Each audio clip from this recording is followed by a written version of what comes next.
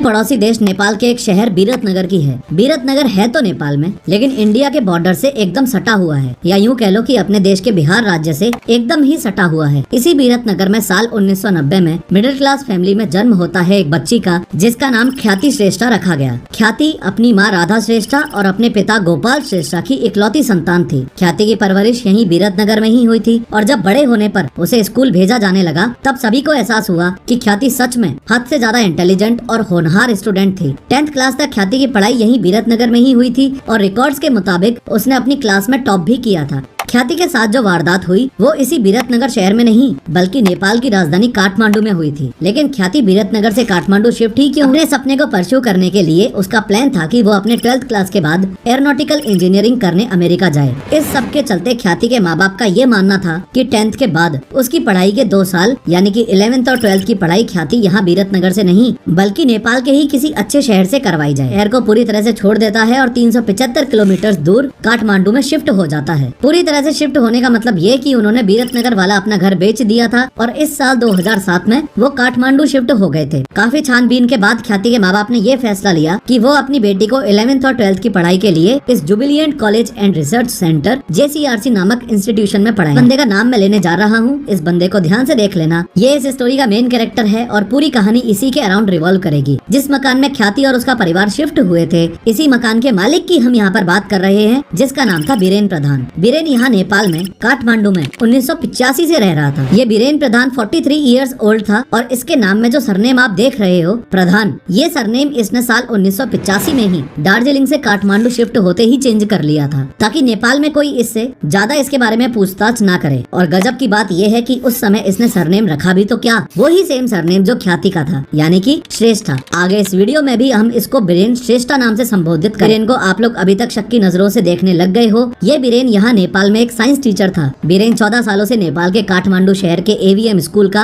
Biology teacher था। पैसे के मामले में अवेयर और सेविंग्स करने की सोच रखने वाला ये टीचर पिछले 14 सालों में इनफ कमा चुका था कि उसने अपनी कमाई से यही काठमांडू में 3 मंजिला घर भी खरीद लिया था। इसी घर के ग्राउंड फ्लोर पर वो खुद रहता था, और ऊपर वाली मंजिलें उसने 3 और परिवारों को किराए पर रहने के लिए दे रखी थी। हाँ, ये वही घर है जिसमें ख्याति और उसका परिवार भी रहने लगा था। एक बात नोट करने वाली यहाँ पर यह भी है कि जो इस मकान का मालिक था, यानी कि बीरेन श्रेष्ठा, वो स्कूल में पढ़ाने के साथ साथ अपने घर में कई सारे स्टूडेंट्स को ग्रुप ट्यूशंस व प्राइवेट ट्यूशंस भी देता था। उसने बताया कि वो ये घर बेच रहा है और अपने गांव वापस जा रहा है। एज अ रिजल्ट, ना चाहते हुए भी सभी किराएदारों को मजबूरी में ये बीरेन श्रेष्ठा वाला घर खाली करना पड़ा। चूँकि पुराना घर यानी कि बीरेन वाला घर कॉलेज से काफी दूर था, तो नए घर को ढूंढते वक्त ख्याति की फैमिली की ये भी प्रायोरिटी थी कि नया घर उनको कॉलेज के पास ही मिले, ताकि ख्याति को आने जाने में आसानी रहे। इसी वजह से इस बार उन्होंने काठमांडू में ही दूसरी लोकेलिटी गट्टेकुलो, जो कि कॉलेज के पास ही थी, वहाँ पर घर ले लिया। यहाँ नए घर में रहते हुए ही ख्याति ने अपनी 11th क्लास पास की, और वो वारदात के समय 12th क्लास में पढ़ रही थी।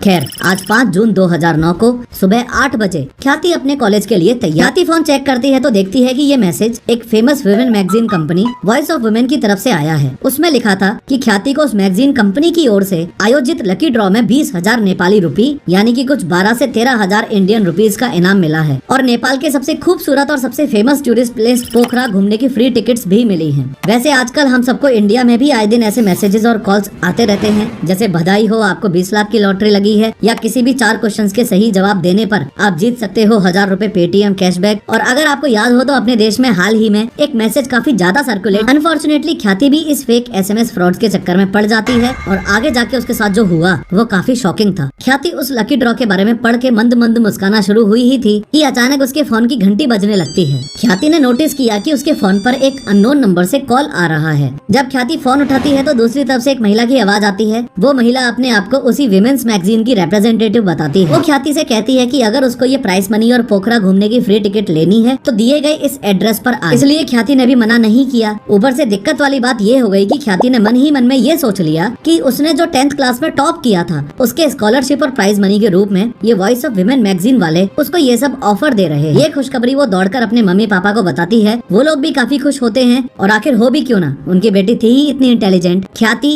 इनाम की राशि लेने के लिए अपने डॉक्यूमेंट्स की फाइल को तैयार करने लग जाती है। जैसे हर माँ को अपने बच्चे को लेकर फिक्र होती है, ठीक उसी प्रकार राधा यानी कि ख्याति की मम्मी को भी इस पूरे मामले को लेकर फिक्र होती है और थोड़ा शक भी होता है। इसलिए वो अपने पति गोपाल से कहती है कि क्यों ना हम राम को ख्याति के साथ भेज दें। राम उनके घर का नौकर था और ख्याति के परिवार के लिए काफी ट्रस्टेड आदमी था। राम और ख्याति दिए गए एड्रेस पोताली सड़क के लिए घर से निकल जाते हैं।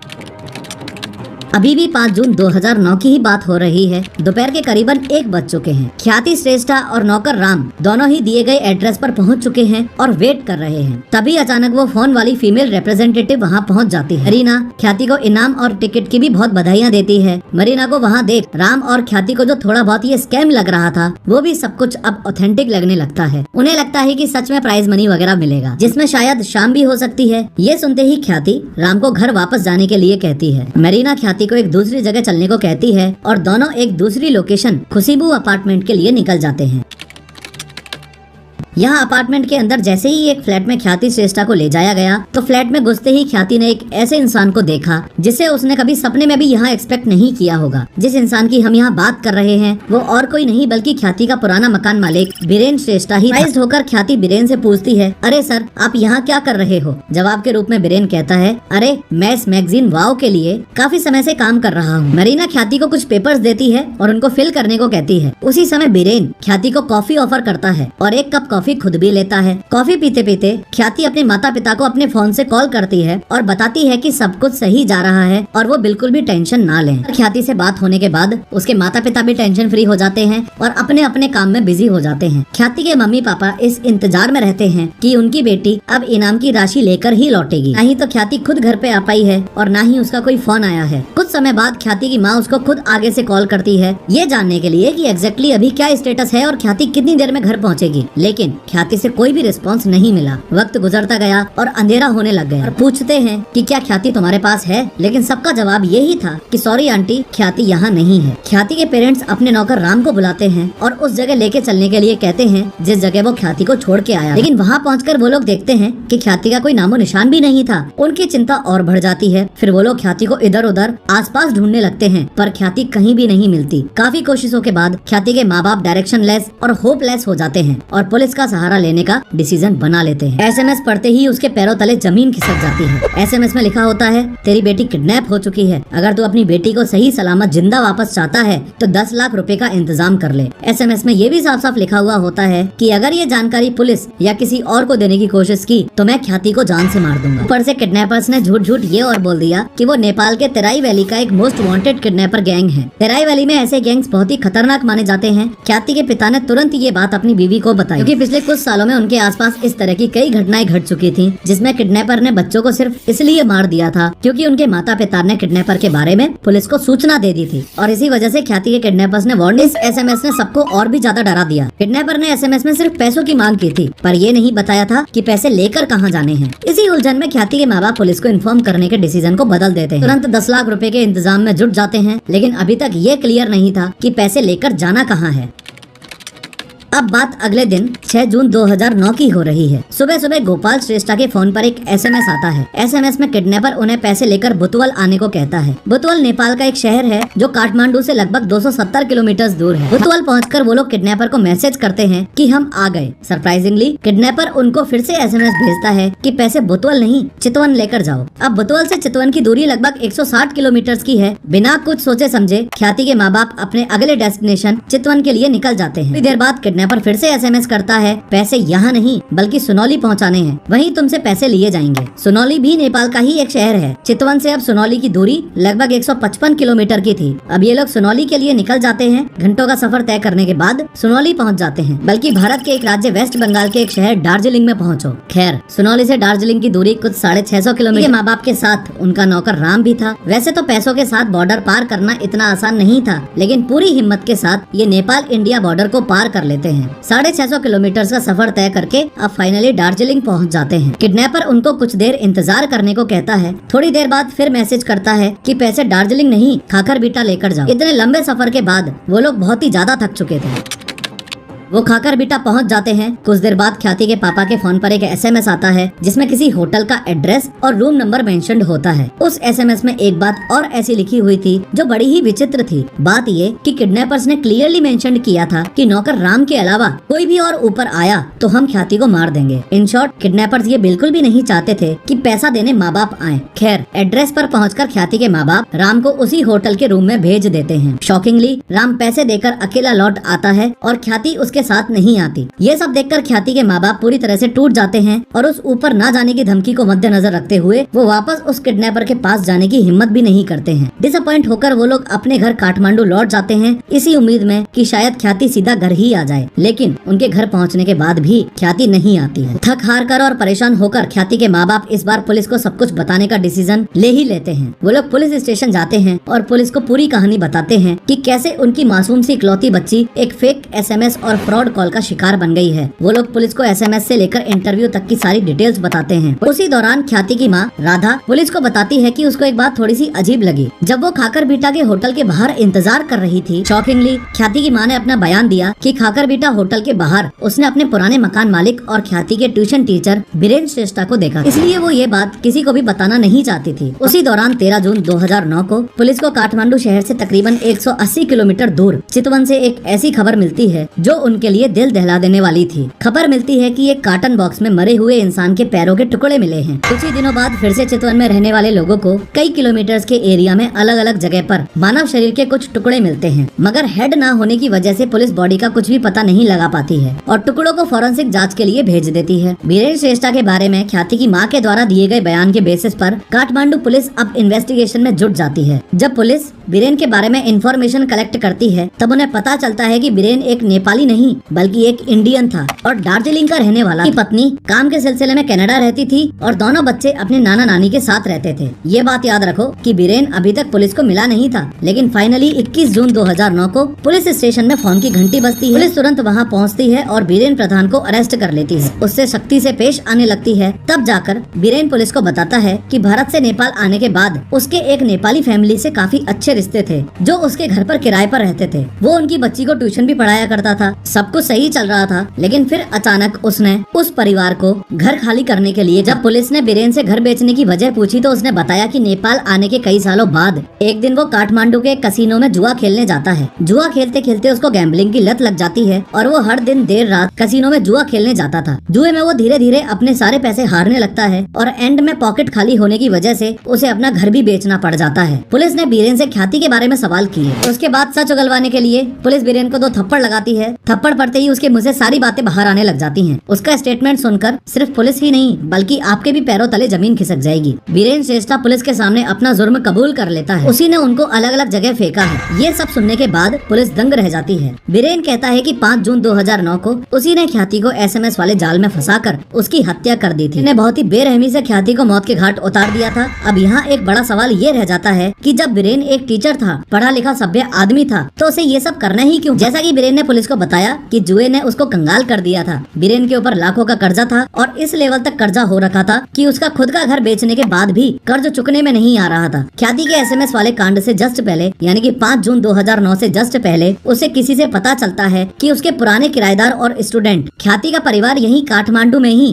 कहीं रह रहा है। इस बात को आप लोग अच्छे से नोट करना कि जिस दिन ख्याति किडनैप हुई और जिस दिन उसका मर्डर हुआ उस दिन बीरेन ख्याति के परिवार से ऑलरेडी मिला है। ख्याति की माँ बीरेन को ख्याति के फ्यूचर प्लान्स के बारे में सब कुछ बता देती है और साथ ही उसकी फ्यूचर स्टडीज को लेकर जो फाइनेंसेस ख्याति के पेरेंट्स ने प्लान कर रखे थे उसका भी जिक्र कर देती है। अब बीरेन वहाँ बैठे बैठे ही अपना प्लान चेंज कर लेता है और उनसे कर्जा मांगने की बजाय ख्याति को किडनैप करके रुपए मांगने का सोच लेता है। कहा जाता है कि ये 16 साल की मरीन शाक्या 10वीं की स्टूडेंट थी जिसके स्कूल के समय में बीरेन के साथ काफी करीबी रिश्ते थे। लोगों का मानना था कि उनके कई नजदीकी रिश्ते व शारीरिक संबंध भी थे, जिसकी वजह से मरीना बीरेन की हेल्प करने के लिए मान जाती है, जिसके कारण बीरेन विमेन मैगजीन वाले प्लान की मुख्य भूमिका मरीना को ही देता है। सब कुछ ठीक होने की बात बताती है। उसके कुछ ही देर बाद बीरेन ख्याति को एक कोल्ड ड्रिंक का ग्लास ऑफर करता है और खुद भी एक ग्लास लेता है। बीरेन ख्याति के कोल्ड ड्रिंक के ग्लास में नींद की गोलियां मिला देता है और ख्याति बेहोश हो जाती है। ख्याति को रोकने के लिए बीरेन एक रुमाल लेता है। उस रुमाल पर क्लोरोफॉर्म लगाकर फिर से ख्याति को बेहोश करने की कोशिश करता है। बीरेन ने अनजाने में ख्याति को इतना ज्यादा क्लोरोफॉर्म सुंघा दिया था कि उसकी ऑन द स्पॉट डेथ हो जाती। पागलों की तरह एक आयरन की रॉड से ख्याति के हेड पर बार बार वार करता है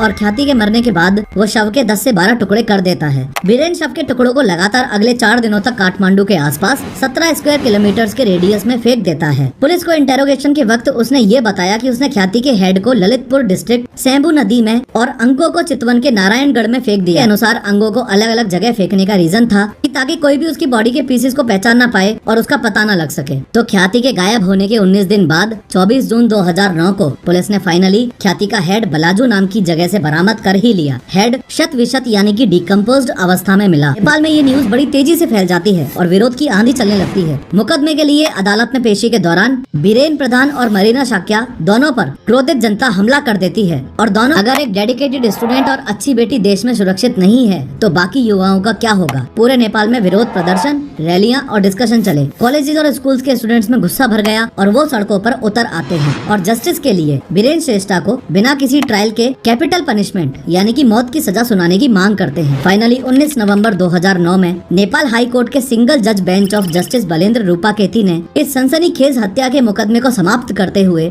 बीरेन प्रधान को किडनैप और मर्डर के लिए 39 साल की जेल की सजा सुनाई और उसकी 16 वर्षीय साथी हाई स्कूल की छात्रा मरीना शाक्या को भी 20 साल की जेल की सजा देने के आदेश दिए। पूछताछ के दौरान मर्डर में अपनी छोटी सी भूमिका के लिए मरीना पुलिस से अपनी सजा कम करने के लिए कहती है, I just hope for these things you can have me small punishment here because I know it's not really easy but still have my glory for me, even my Biren को काठमांडू की सेंट्रल जेल में रखा गया था जिसमें Nepal's most notorious convict so called French serial killer Charles Sobhraj भी था। Charles सोब्राज एक सीरियल किलर, धोखेबाज और चोर है जिस पर कई मूवीज बन चुकी हैं जैसे कि द सरपेंट, मैं और चार्ल्स एक्सेट्रा। वो इस दौरान अपनी हायर स्टडीज में मास्टर डिग्री जेल में कंप्लीट कर लेती है। अपने अच्छे व्यवहार के चलते 2020 में मरीना शाक्या को छोड़ दिया गया।